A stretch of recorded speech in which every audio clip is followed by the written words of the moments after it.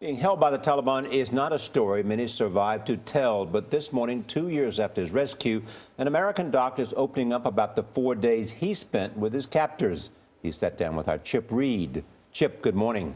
Well, good morning. Dr. Dilip Joseph made 10 lengthy trips to Afghanistan over a period of about 4.5 years. He spent much of his time in rural villages and was well aware of the danger posed by the Taliban.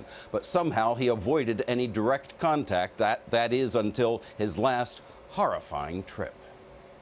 There are not a lot of situations where Taliban hold you and you make it alive. Dr. Dilip Joseph is the medical director of Morningstar Development, When we talk about hepatitis, a nonprofit group that trains healthcare workers in Afghanistan.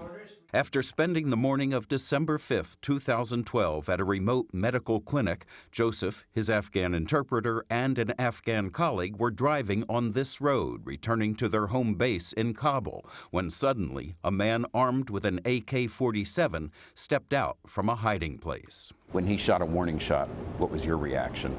the very first thought that went through my mind is, crap, I can't believe this is happening. There was one from the back, one gunman from the back, and two advancing from directly in front of us. So you were surrounded? We were surrounded right away. They were driven to a nearby valley, then forced at gunpoint to hike high into the mountains, where his captors demanded a ransom of $300,000. Joseph knew that was impossible. I knew almost certainly that I was going to die. And so I didn't want to be, excuse the language, pissed off right before I was about to die. So he decided to take a chance and talk to his Taliban tormentors through his interpreter. Most responded with threats of violence, but a 19-year-old named Walika wanted to talk. After hearing my life story, he kind of opened up about his own life story. He said, all I've seen in my life is killing people. This is all I've seen from my father. Walika treated you, this 19-year-old boy, treated you with some compassion, but at the same time, you describe him as a killing machine. Yeah, it was hard to come to grips with that.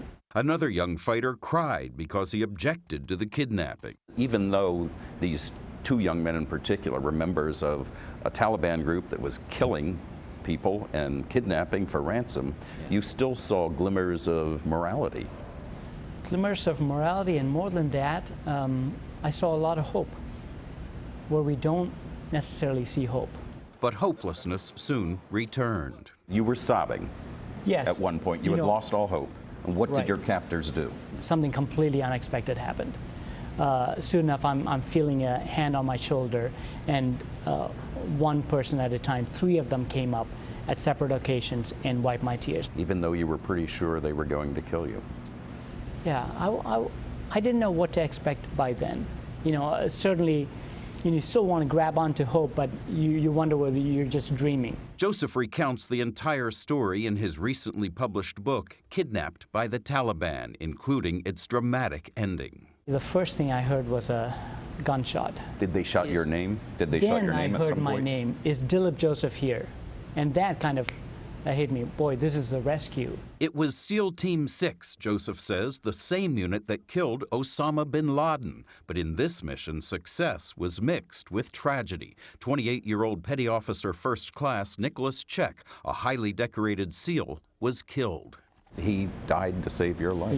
He died to save my life. It is hard to live with that idea of somebody died for my sake. The best you can do is honor them through your life.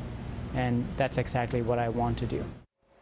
Joseph said he will spend the rest of his life honoring Nicholas Check by using his talent and his medical training to save lives. Jane? Oh, Chip, thank you. Way to leverage something horrendous to positive. To do great effect. things, yeah, to do great things.